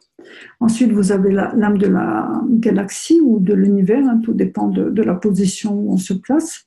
Ensuite, vous avez l'âme de la galaxie, vous avez l'âme du système solaire, et vous avez l'âme de la planète, et vous avez l'âme de l'homme. Chacun d'entre eux a son mot à dire et dicte sa position, et chacun d'entre eux se déplace de la même façon. Il en est de même avec les électrons, ainsi qu'avec les planètes. La position du champ magnétique gravitationnel de la Terre n'est pas dictée uniquement par le Soleil et la Terre, elle est dictée par le positionnement des champs magravs de tous ces éléments, les uns par rapport aux autres et par rapport à la Terre. Ainsi en est-il de l'âme de l'homme et de la dimension de l'âme de l'homme. Nous faisons partie de la totalité. Nous sommes créés pour en faire partie au travers de la force des champs, au travers de l'interaction des champs. De même que l'âme du Créateur, qui rayonne à l'extérieur, émène au travers de la dimension de sa force la création de l'âme de l'homme. C'est ce qu'a fait le Soleil en créant toutes les planètes dans son système solaire. Aucune différence. C'est juste l'homme qui veut faire la différence pour paraître plus savant. Saturne n'existerait pas s'il n'y avait pas le Soleil et ne serait pas dans cette position s'il y avait eu un Jupiter et la Terre et ne serait pas là s'il n'y avait pas eu un Jupiter et la Terre. Vous retirez la Terre de l'équation, Saturne serait là. Il en va de même pour l'âme de l'homme et du Créateur. Il n'y a pas d'âme de l'homme s'il n'y a pas d'âme de Créateur. Et dans la condition où elle se trouve au travers de sa force, en sa propre essence au centre, l'âme de l'homme porte la même force parce qu'elle est venue de lui. L'âme du Créateur dicte au travers de ses champs. Elle est obligée d'avoir une partie de moi en dedans. Et ensuite, la galaxie ajoute sa part. Donc, elle a une partie de moi à l'intérieur aussi, et le reste. Le Soleil et l'âme du Créateur, dans la création du système solaire et dans la création de l'homme, ont exactement la même fonction, mais dans une dimension différente. Ce qui est à l'intérieur du Soleil conduit à la création du Soleil, de la Terre et de la Lune, de Saturne et tout le reste. Ainsi est l'essence de l'homme, elle conduit à la création de tout. Et l'âme de l'homme provient de la dimension, de la tangibilité, de la physicalité d'elle-même. Alors, quelle est la dimension de la vie chez l'homme ? Alors, une autre question, si je suis coincé dans une pierre dans l'univers pour sortir de la pierre, est-ce qu'il me faut changer ma force de champ et la vitesse du champ pour obtenir un champ différent de la pierre? Monsieur Kesh, vous devez d'abord trouver quel est le champ de la pierre et ensuite vous pouvez vous libérer. Alors, une réflexion de Rick, ainsi sur Terre, pour sortir d'une situation non désirée comme la guerre, quelle serait l'astuce si nous employons la même analogie que la pierre? Monsieur Kesh, c'est ce qu'ils disent, c'est ce qu'ils appellent la conscience collective. Dans la structure de la vie de l'homme, il y a une conscience collective établie par ceux qui considèrent la création de la guerre comme une confirmation de l'existence et du pouvoir. Le processus pour stopper les armes n'est pas de combattre les armes, mais introduire une nouvelle technologie pour les rendre obsolètes. Ainsi, quand nous souhaitons la fin de la guerre, ce n'est pas rester assis là à souhaiter. C'est l'évolution et le développement des technologies qui rendent ces choses obsolètes, c'est tout. Si vous êtes un homme de paix, faites ce que je fais. Essayez et mettez tous vos efforts dans la paix comme je le fais.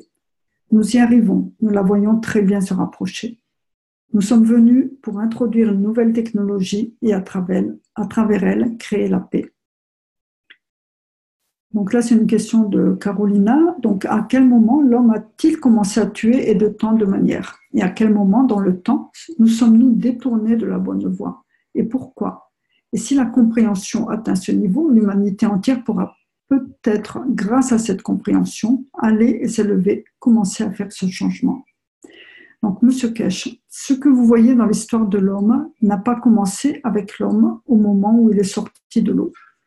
Et c'est la même chose avec tout ce qui est relié de tant de façons à l'acide aminé. L'acide aminé est lié à la dimension de la vie, laquelle a pris forme et sa place dans la substance liquide de cette planète. Les arbres, que nous appelons le peuple vertical, ont particulièrement compris et se sont appuyés sur le chemin des champs. C'est comme cela qu'ils grandissent.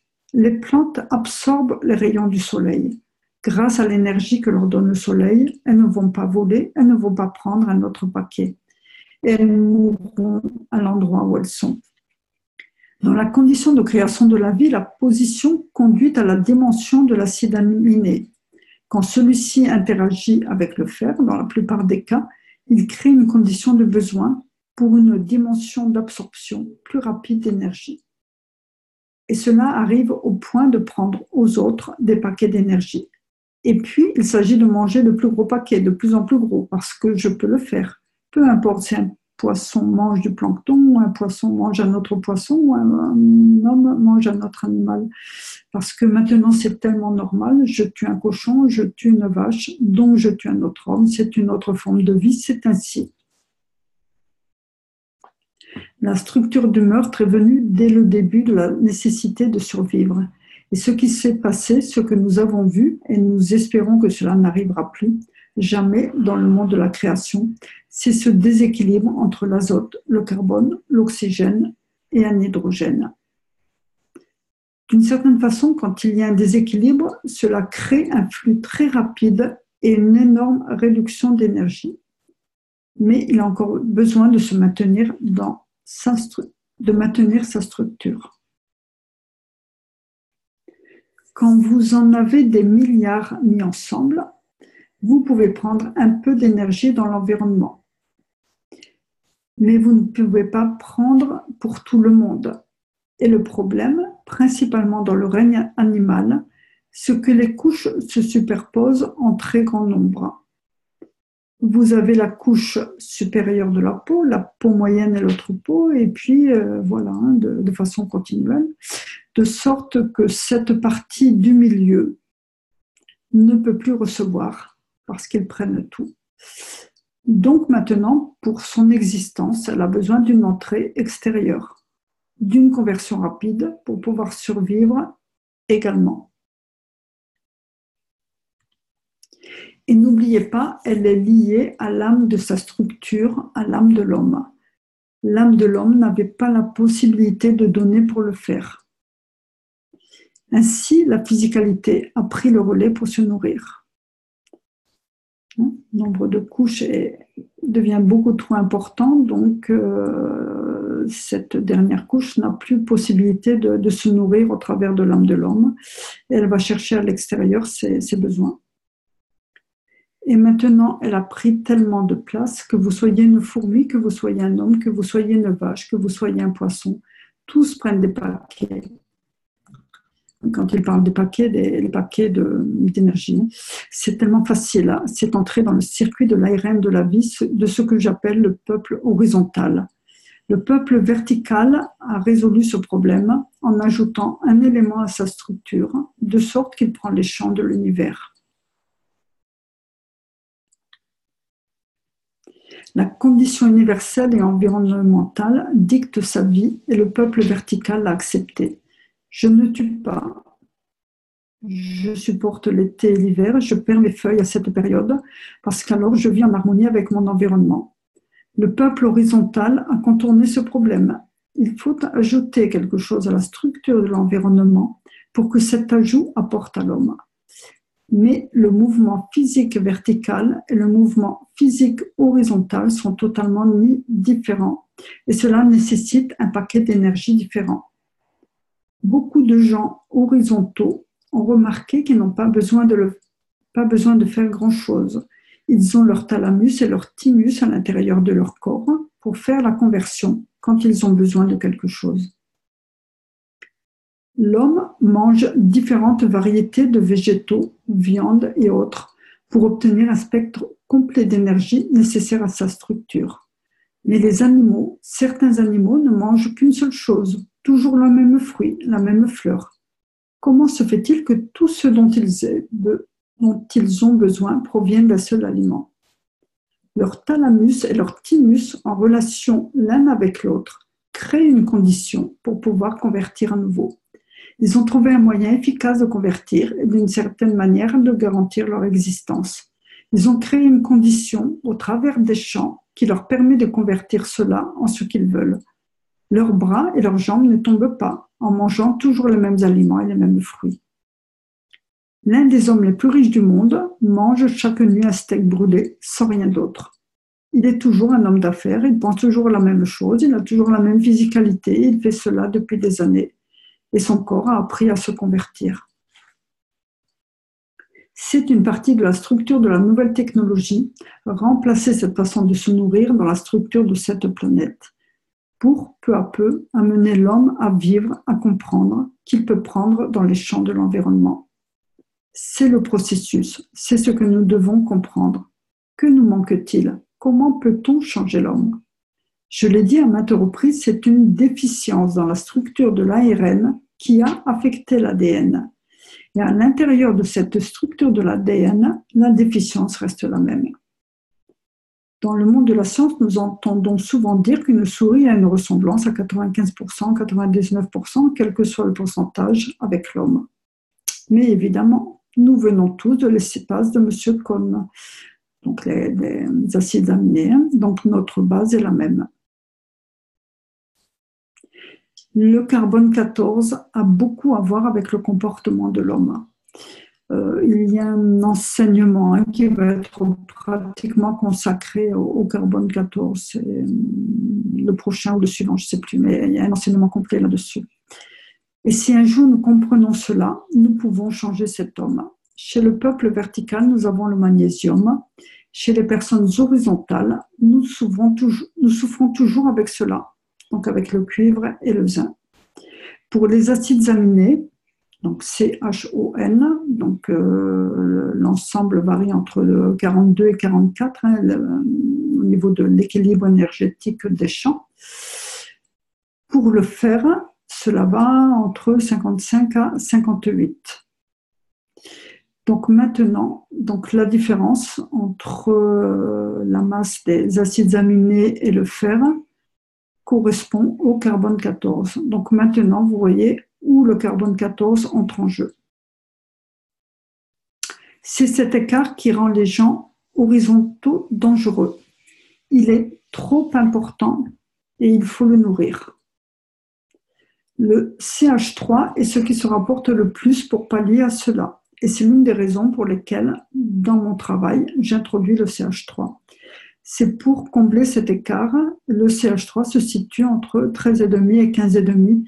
Tout dépend de l'équilibre énergétique du carbone et de l'hydrogène. Vous voyez, la construction de la vie est très simple. Vous avez un CH3, donc hydrogène 1,1,1, le carbone 12, et vous avez des acides aminés, donc 14, donc l'azote 14, carbone 12, l'oxygène 16, l'hydrogène 1. Donc base très équilibrée avec un très bas, équilibré, voilà, 14, 16 et 12. Et l'hydrogène, donc masse 1. Et à l'inverse, donc pour le CH3, donc la base est très faible, avec les hydrogènes, voilà, 1, 1 et 1, et le carbone 12. En réalité, quand vous l'enfermez, il devient très équilibré. Il vous donne approximativement le fer. Et c'est la raison pour laquelle j'utilise le CH3 chez les diabétiques. C'est la raison pour laquelle j'utilise le CH3 dans beaucoup de choses. Et si vous mettez le CH3 dans une condition spécifique, vous tuez.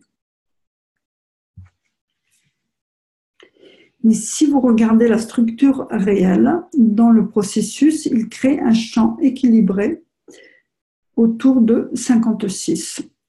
Et ainsi, quand il se lie, il n'a pas besoin de se lier au fer. Est-ce qu'il se comporte comme lui et imite l'équilibre de celui-ci? Parce qu'il y a un secret dans la création du CH3, la façon dont nous le produisons. Vous avez le fer au milieu, les alliages sur le côté, le zinc, nickel ou autre. C'est un alliage parce que la force du champ à l'intérieur peut créer une liaison. Donc, quand vous mettez votre cuivre nano-revêtu pour faire vos ganses de CH3, l'énergie du carbone libérée suite à l'interaction avec l'environnement est un mélange de zinc avec le cuivre et cela vous donne votre carbone. Votre problème se pose avec le fer. 56, 57, 59, 59, 60. Et il y a votre H3, le tritium.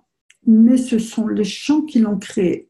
Donc, votre CH3 est un champ magrave orienté vers le fer. Donc, lorsque vous l'associez à un acide aminé, vous avez déjà un dénominateur commun dans la force du champ. Une fois créé, avec l'interaction des champs, vous avez un acide aminé qui est équilibré avec le fer. Et en étant en équilibre, le fer se nourrit par lui-même. Pas besoin de tuer pour cela.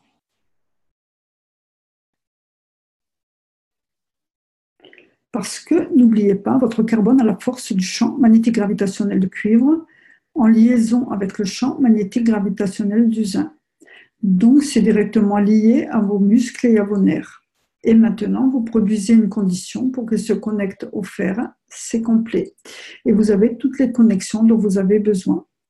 Vous touchez l'âme de l'homme, vous touchez la physicalité de l'homme, vous apportez un équilibre dans le transfert d'énergie entre eux, entre l'état matière du plasma et la condition des champs de la matière. C'est complet. Ce CH3 élève l'âme de l'animal. Ce CH3 élève la physicalité de l'énergie. Ce CH3 se connecte au sang de l'homme à travers son œil. J'ai donné le plus grand cadeau à l'humanité pour éviter de tuer. J'ai juste besoin de 6 à 12 mois de plus. Je vais faire respecter la paix. Et grâce à la technologie, l'homme ne saura jamais ce qui lui est arrivé. Nous commençons à enseigner les bases des fondements de la connaissance. Vous comprenez pourquoi j'ai introduit différentes façons de faire les choses. Vous êtes intéressé par le Maghrave. Je suis intéressé par l'âme de l'homme pour la changer, pour qu'elle commence à nourrir sa physicalité au travers de son énergie. Voilà, Meran Tavakolikesh. Voilà, et c'est la fin de cet enseignement. Voilà, donc c'est vrai que c'était un enseignement qui était vraiment très, très, très dense.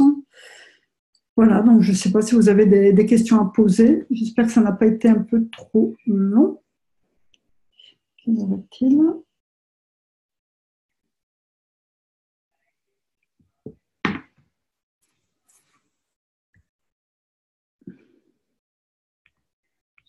Quelqu'un a des questions à poser ou pas?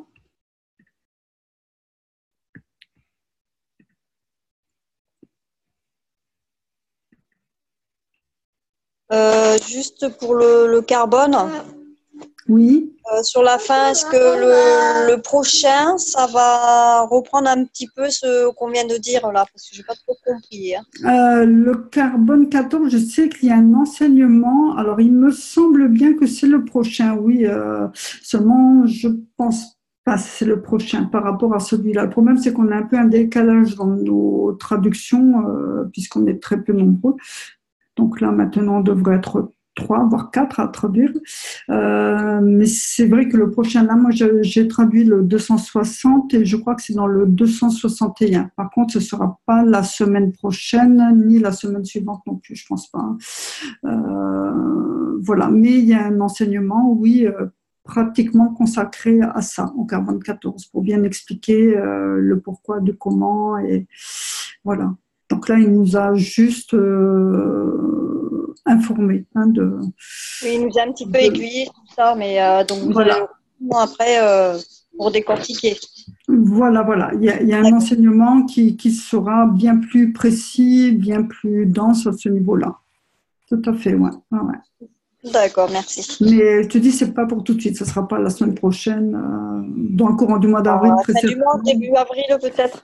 Je dirais plutôt mi-avril, là. Ah oui, d'accord. Ouais. Dans un mois. Non, ouais, à peu près, ouais. D'accord. Ouais. Non, parce que c'est vrai que les enseignements sont particulièrement longs à traduire, donc c'est vrai que ça prend du temps et bon, voilà. D'accord, merci beaucoup. De rien.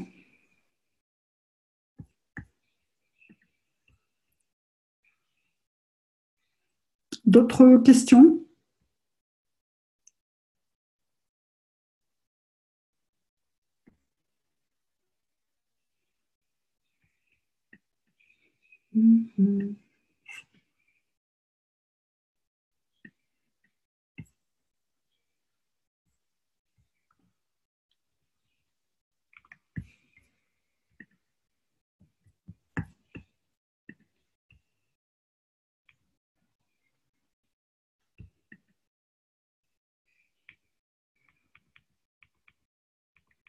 C'est vrai que c'est un enseignement qui est très très dense. Donc c'est vrai qu'il parle beaucoup voilà, de l'univers holographique, des trous noirs.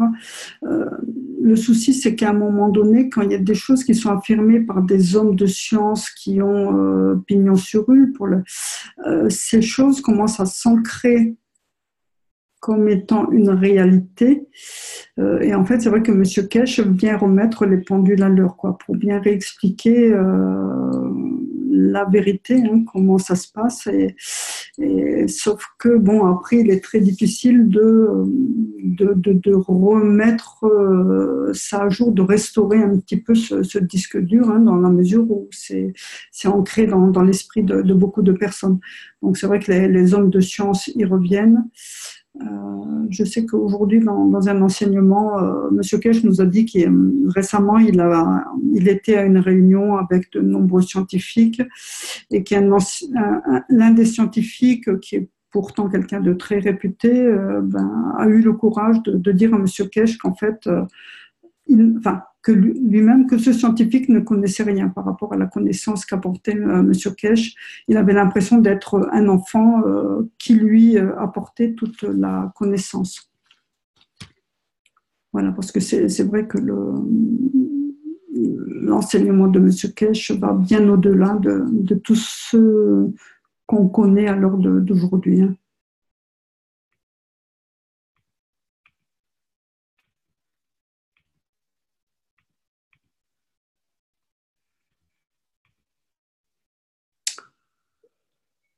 Donc, il y a des différences aussi par rapport au système holographique. Est-ce qu'on aura dans les portails c'est pas, ce sont bien des entités réelles qui viendront se présenter au travers de leur âme et se montreront avec l'image qu'elles voudront bien nous montrer, disons, d'une certaine façon. En fait, ils prendront une forme. Voilà, donc si ce sont des... Bon, après, voilà, quelles sont les entités qui vont venir se manifester.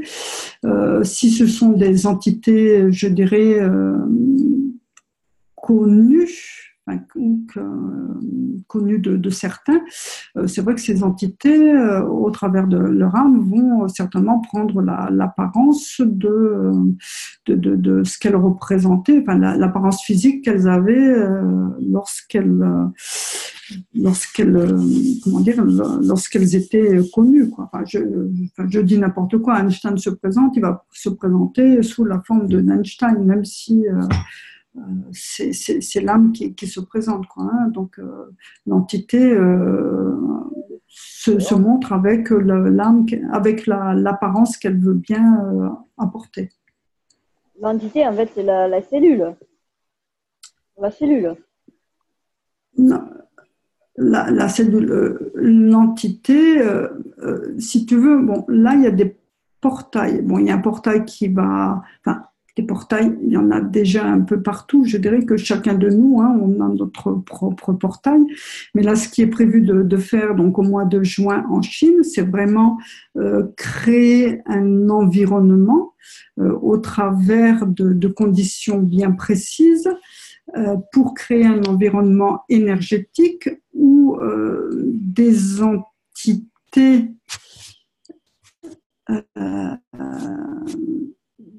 qui vont venir se présenter, donc des entités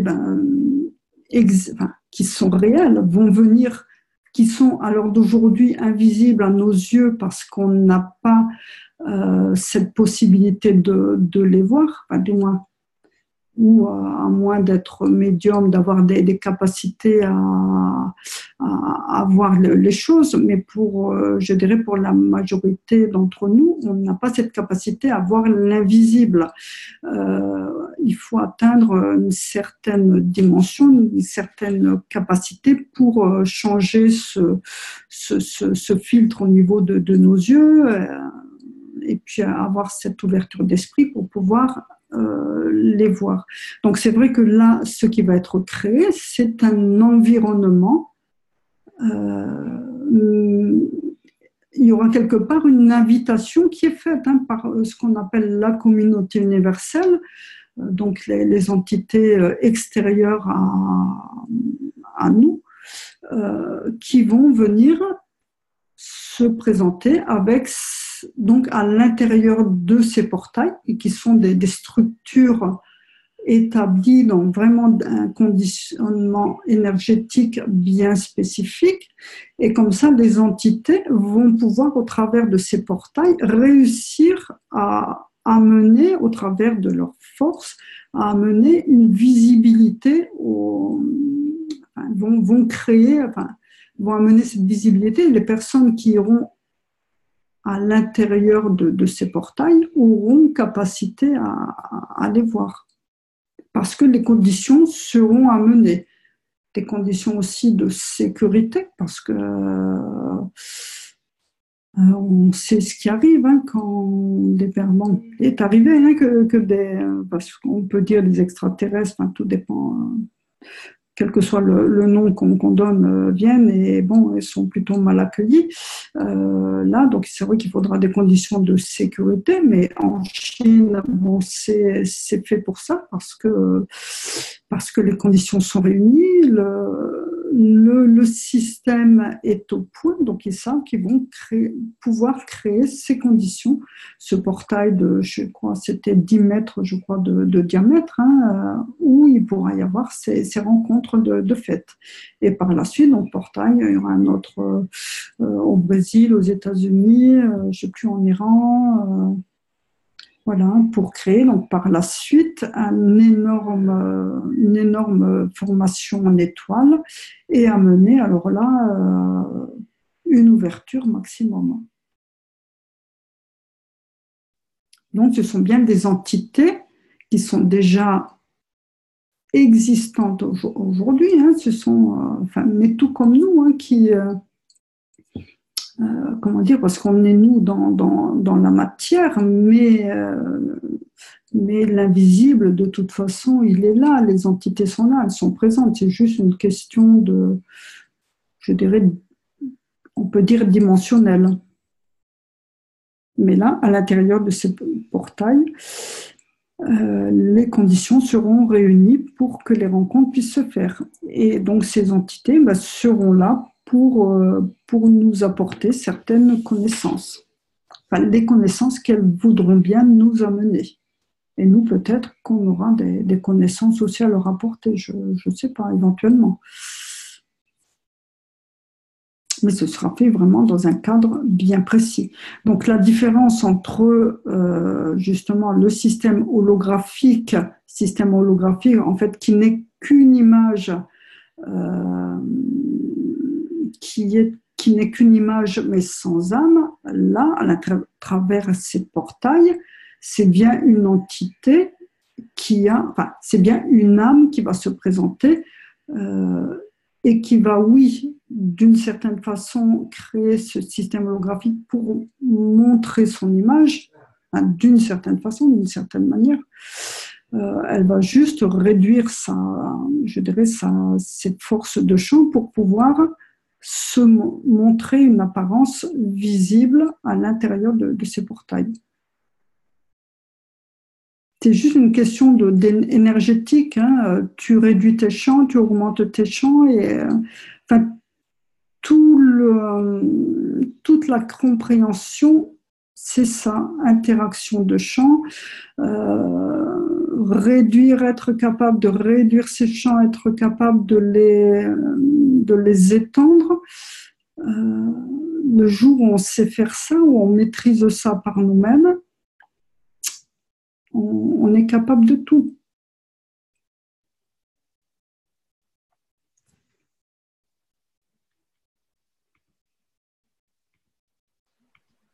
Le portail va donc se comporter comme un transformateur de dimension. D'autres questions ?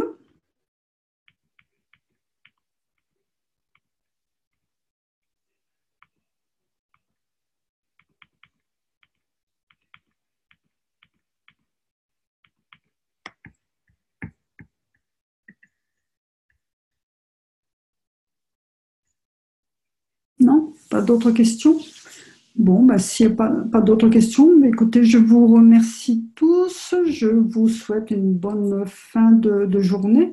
Donc, la semaine prochaine, on va se retrouver. Oui, il y aura un enseignement. Je vous reconfirmerai ça au travers de la page Facebook. Samedi, Frédéric sera là pour nous présenter la séance plasma. Donc, je ne sais plus, Frédéric, ce que tu avais prévu de faire. Enfin, voilà. Donc, on se retrouve samedi pour ceux qui veulent et à notre niveau aussi, jeudi prochain. Pardon. Voilà. Mais écoutez, je vous souhaite une bonne fin de journée, une bonne soirée à tous et puis merci. Et merci à toi aussi hein, pour la lecture et tout. Hein. Merci. Merci à toi, Sylviane. Super. Merci beaucoup, Sylviane. Bonne soirée. Merci beaucoup, Sylviane. Bonne soirée à tout le monde. Bonne soirée. Merci à tous. Merci, Sylviane. bonne soirée. Allez, bonne soirée à tous. Sylviane. Allez, À au bientôt. revoir. Merci, à bientôt. Au revoir.